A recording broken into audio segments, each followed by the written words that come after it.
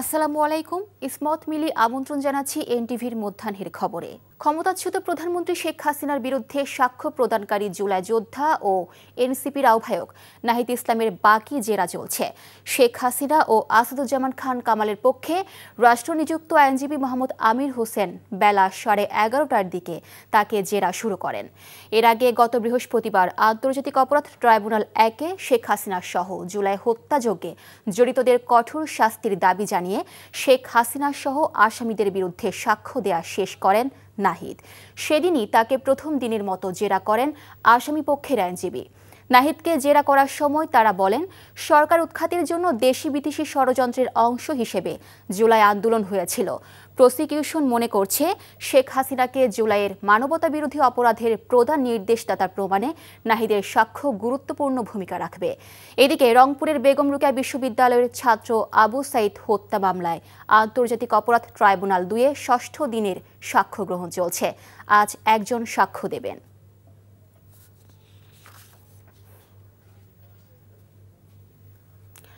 অন্তর্বর্তী সরকারের প্রধান উপদেষ্টা অধ্যাপক মোহাম্মদ ইউনূস জাতিসংঘ সাধারণ পরিষদের ৮০তম অধিবেশনে যোগ দিতে আজ রাতে যুক্তরাষ্ট্রের নিউ ইয়র্কের উদ্দেশ্যে ঢাকা ত্যাগ করবেন।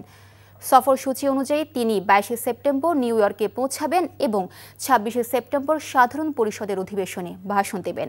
৩০শে সেপ্টেম্বর জাতিসংঘ সাধারণ পরিষদের সভাপতির সভাপতিত্বে high level conference on the situation of Rohingya Muslims and other minorities in Myanmar শীর্ষক এক উচ্চ পর্যায়ের সভায়ও অংশ নেবেন ডক্টর মোহাম্মদ ইউনূস। প্রধান উপদেষ্টার ২রা অক্টোবর দেশে ফেরার কথা রয়েছে। সফরে প্রধান উপদেষ্টার সঙ্গে ৪ রাজনৈতিক নেতাও থাকছেন। তারা হলেন বিএনপির মহাসচিব মির্জা ফখরুল ইসলাম আলমগীর, জামায়াতে ইসলামীর নায়েবে আমির সৈয়দ আবদুল্লাহ মোহাম্মদ তাহের, এনসিপির সদস্য সচিব আক্তার হোসেন এবং বিএনপির ভারপ্রাপ্ত চেয়ারম্যান তারেক রহমানের পররাষ্ট্র বিষয়ক উপদেষ্টা হুমায়ুন কবির। শিক্ষার্থীদের আন্দোলনের মুখে রাজশাহী বিশ্ববিদ্যালয় ভর্তি পরীক্ষায় পোষ্যকোটা স্থগিত করা হয়েছে। বিশ্ববিদ্যালয়ের উপাচার্য অধ্যাপক সালেহ হাসান নকিব এই ঘোষণা দেন। এরপরও বিক্ষুব্ধ শিক্ষার্থীরা পোষ্যকোটা স্থগিত না করে পুরোপুরি বাতিলের দাবিতে রাত 3:30টা পর্যন্ত ভিসির বাসভবনের সামনে বিক্ষোভ করে। এদিকে উপাচার্যকে লাঞ্ছিত করার সাথে জড়িতদের শাস্তির দাবিতে শিক্ষক কর্মকর্তা কর্মচারীরা পূর্ণদিবস কর্মবিরতি পালন করছেন। দাবি আদায় না হলে এই কর্মবিরতি অব্যাহত রাখার ঘোষণা দিয়েছেন তারা।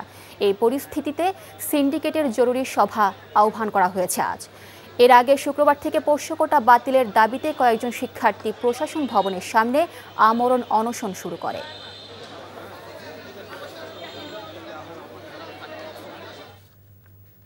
রাজশাহী বিশ্ববিদ্যালয়ে আছেন আমাদের senior staff correspondent Soumya Saju. সরাসরি যাচ্ছি তার কাছে। সাজু, শিক্ষক কর্মকর্তা কর্মচারীরা পূর্ণদিবস কর্মবিরতির কি তথ্য আছে, আর রাকসুর প্রচার কি শুরু হয়েছে?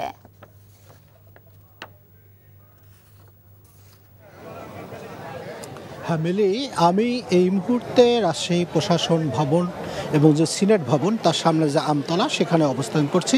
আপনাকে যদি আমরা একটু দেখাতে চাই, আপনি দেখবেন যে কর্মকর্তা কর্মচারী এবং শিক্ষক যারা আজকে পূর্ণ দিবস কর্মবিরতি পালন করছে, এই কর্মবিরতির কারণে প্রশাসন ভবন ছেড়ে সব কর্মকর্তা কর্মচারীরা এখানে এসে তারা অবস্থান নিয়েছে। তারা এখানে নিজেদের মধ্যে আলোচনা করছে এবং একাডেমিক কার্যক্রমও পুরোপুরি বন্ধ রয়েছে। আমি কিছুক্ষণ আগে কয়েকটি একাডেমিক ভবন থেকে ঘুরে এসেছি, সেখানে কোনো কর্মকর্তা কর্মচারী যেমন নেই, শিক্ষকরাও আজকে আসেনি, ফলে শিক্ষার্থীদের উপস্থিতি একেবারেই নেই। তো আজকে যে জরুরি সিন্ডিকেট সভা আহ্বান করা হয়েছে, সেই সভার এখন পর্যন্ত সময় জানানো হয়নি যে কখন সিন্ডিকেট সভা অনুষ্ঠিত হবে। তবে এই সিন্ডিকেট সভার সিদ্ধান্তের দিকে তাকিয়ে আছে শিক্ষক কর্মকর্তা কর্মচারী সবাই। আর রাকসু নির্বাচনের যে প্রচারণার কথা আপনি বলছেন, আজকে গতকাল যেহেতু এই যে প্রাতিষ্ঠানিক কোটার বাতিলের দাবিতে শিক্ষার্থীরা যে আন্দোলন কর্মসূচি করেছে, তারা রাত 3:30টা পর্যন্ত এখানে ছিল, তারপর তারা হলে ফিরে গেছে। এবং এই কারণেই আজকে আমরা যেটা দেখেছি, কোনো প্রার্থী মাঠে নামেনি। তার কারণ আজকে সিন্ডিকেট সবাই কি সিদ্ধান্ত হয় সেটার দিকে তারা তাকিয়েছে। তবে কয়েকজন প্রার্থীর সঙ্গে আমি কথা বলেছি, তারা বলছে বিভিন্ন হলে তারা যখন গিয়েছে, বিশেষ করে ছাত্রীদের হলে গিয়ে তারা দেখেছে যে বেশিরভাগ ছাত্রী তারা আজকে সকাল থেকে বাড়ি চলে গেছে, কারণ তারা চায় না কোনো অনাকাঙ্ক্ষিত পরিস্থিতিতে পড়তে। এ কারণে কারণেই সকল প্রার্থীদের মধ্যে একটা আশঙ্কা কাজ করছে যে আগামী 25 তারিখ যে নির্বাচন, সেই নির্বাচনটা হবে কিনা এবং হলে ভোটারদের যে উপস্থিতি, সেই উপস্থিতি কেমন হবে তা নিয়ে তারা প্রশ্ন তুলেছেন। সার্বিকভাবে বলা যায় যে আজকে সিন্ডিকেট সভার কী সিদ্ধান্ত নেওয়া হচ্ছে সেটার উপর নির্ভর করছে রাজশাহী বিশ্ববিদ্যালয়ের আগামী দিনের পরিস্থিতি মিলি। দর্শক, জানছিলাম রাকসুর খবর। জাতীয় নির্বাচনকে বিলম্বিত করতেই ইসলামী দলগুলো জুলাই সনদ ও পিআরের দাবিতে আন্দোলন করছে এমন অভিযোগ করে বিএনপি বলছে পিআর নয়, নির্বাচন হবে প্রচলিত নিয়মেই। আর ইসলামী দলগুলো বলছে প্রচলিত নিয়মে ক্ষমতার পালা বদলের জন্য বিপ্লব হয়নি, নির্বাচন হতে হবে জুলাই সনদের ভিত্তিতে। পিআর ও জুলাই সনদ বাস্তবায়নের দাবিতে চলমান আন্দোলনকে রাজনৈতিক কৌশল হিসেবে দেখছেন রাজনৈতিক বিশ্লেষকরা। আরও জানাচ্ছেন ওবায়দুল্লাহ মামুন। গেল বছর ফ্যাসিবাদ বিরোধী আন্দোলনে এক কাতারে জমায়েত হয়েছিল আওয়ামী বিরোধী সব রাজনৈতিক জোট। কিন্তু ত্রয়োদশ জাতীয় সংসদ নির্বাচন যতই ঘনিয়ে আসছে, এই রাজনৈতিক দলগুলোর মধ্যে বিভেদ আর পারস্পরিক মতানৈক্য ততই বাড়ছে। বিভেদের মূলে রয়েছে পিআর ও জুলাই সনদ বাস্তবায়ন ইস্যু।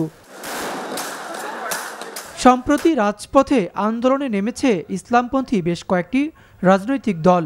এ আন্দোলনকে অযৌক্তিক দাবি করে বিএনপি বলছে পিআর পদ্ধতিতে ভোটাররা সরাসরি তাদের জনপ্রতিনিধি নির্বাচন করতে পারেন না। এই যে পিআর পদ্ধতিটা নতুন করে একটা ইস্যু করেছে, আমরা মনে করি এটা সম্পূর্ণ অযৌক্তিক। এদেশের মানুষ প্রত্যাশা করছে ভোট যেভাবে তারা আগে দিয়েছে সেভাবে দিবে এবং সেভাবে সরকার প্রতিষ্ঠা হবে। জুলাই সনদ বাস্তবায়ন না হলে নির্বাচন সুষ্ঠু হবে না দাবি করে ইসলামপন্থী দলগুলো বলছে যেন তেন নির্বাচন করতেই জুলাই সনদ বাস্তবায়ন চায় না বিএনপি। আন্দোলন করেই দাবি আদায় করবে সেটা এরকম নয়, আমরা টেবিল আলোচনাও থাকবে অব্যাহত, পাশাপাশি আমাদের আন্দোলনও চলতে থাকবে।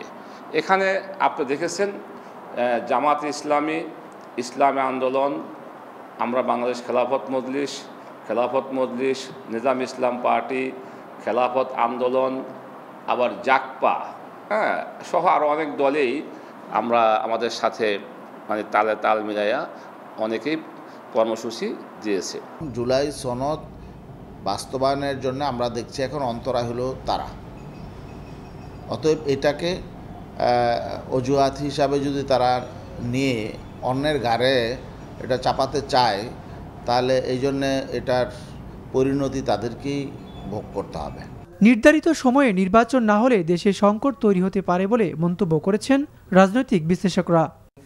দেশের যে বাস্তবতা, সেই বাস্তবতার মধ্যে রাজনৈতিক সংকট থেকে গণতান্ত্রিক প্রক্রিয়ায় উত্তরণের জন্য এখন নির্বাচনে যাওয়া ছাড়া আর কোনো উপায় নেই এবং সরকারও যেহেতু নির্বাচনের ব্যাপারে দৃঢ় প্রতিজ্ঞ, আমি মনে করি যে রাজনৈতিক দলগুলো এখন পিআর নিয়ে করছে, তারা হয়তো একটা সময়ে এসে নির্বাচনমুখী হবে। জুলাই সনদ বাস্তবায়ন নিয়ে সরকারের পক্ষ থেকে সুস্পষ্ট নির্দেশনা না আসলে সংকট আরও ঘনীভূত হতে পারে বলেও মনে করেন তিনি। গণ অভ্যুত্থান এবং ওবায়দুল্লাহ মামুন, এনটিভি নিউজ, ঢাকা।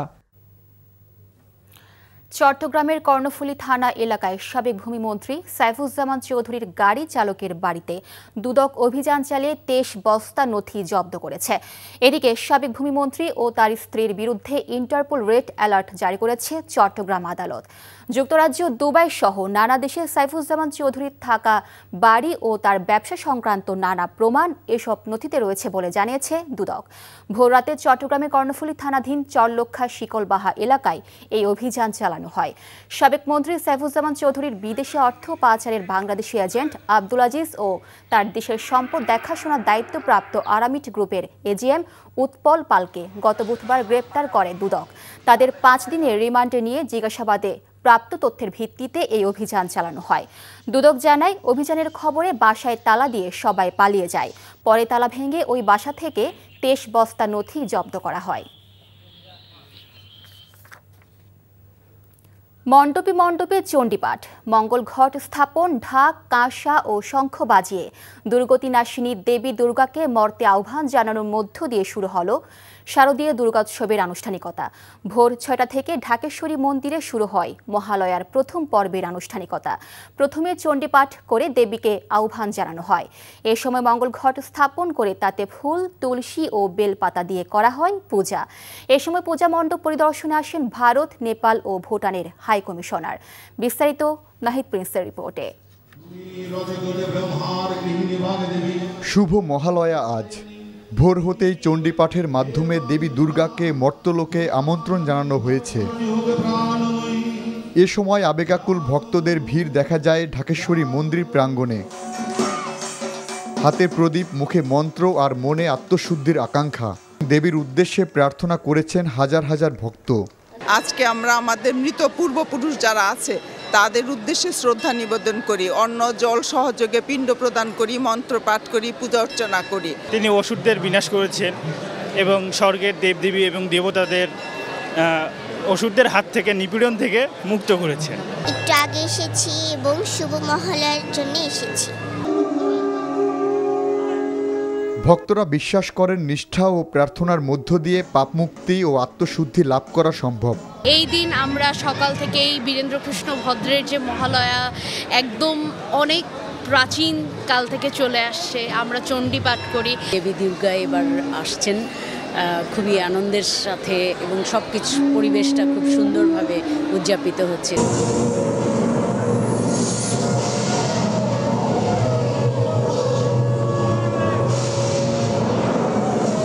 মহালয়া শুধু ধর্মীয় উৎসব নয়, এটি সামাজিক সংহতির একটি অনন্য উদাহরণ।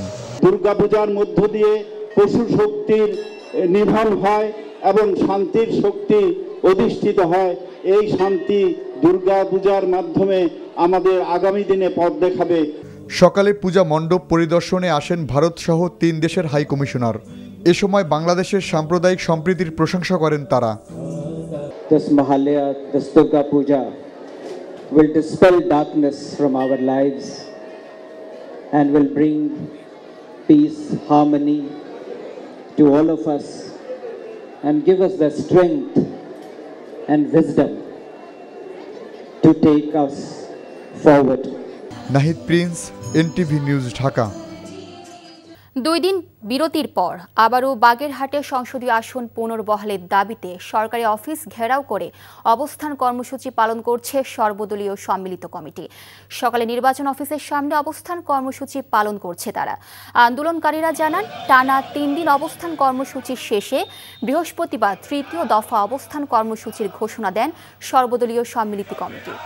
কর্মসূচি অনুযায়ী আজ ও আগামীকাল 2 দিন সকাল 9টা থেকে দুপুর 1টা পর্যন্ত জেলার সব নির্বাচন অফিসের সামনে অবস্থান কর্মসূচি পালন করবেন। এদিকে বাগেরহাটের 4টি আসন বহাল রাখতে সুপ্রিম কোর্টে 2টি রিট আবেদন দাখিল করা হয়েছে।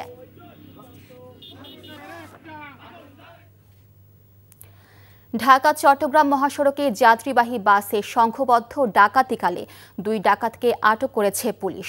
পুলিশ ও বাসটির যাত্রীরা জানান, ঢাকা থেকে ছেড়ে আসা চট্টগ্রামগামী আল আরাফাত পরিবহনের একটি যাত্রীবাহী বাস কুমিল্লার 14 গ্রাম এলাকা অতিক্রমকালে ডাকাত দলের কবলে পড়ে। এ সময় সশস্ত্র ডাকাত বাসটির উপর হামলা চালায়। এতে বাস চালক, হেলপার সহ 4 জন আহত হয়। বাস চালক ডাকাত দলের 2 সদস্যকে আটক করে 999-এ ফোন দেয়। খবর পেয়ে হাইওয়ে থানা পুলিশ গিয়ে ব্যারিকেড দিয়ে বাসটির যাত্রা আটকে দেয় এবং বাসে থাকা 42 যাত্রীকে উদ্ধার করে। এ সময় আটক 2 ডাকাতকে পুলিশের কাছে হস্তান্তর করা হয়। এ ছিল মধ্যাহ্নের খবরে। এই খবরে ভিডিও শো আপডেট জানতে ভিজিট করুন NTV অনলাইন www.ntvpt.com। এছাড়াও NTVর জনপ্রিয় সব অনুষ্ঠান ও খবরের আপডেট জানতে ভিজিট করুন আমাদের ইউটিউব ও ভেরিফাইড ফেসবুক পেজে। 2টায় দুপুরে খবর দেখার আমন্ত্রণ রইল। ধন্যবাদ সবাইকে।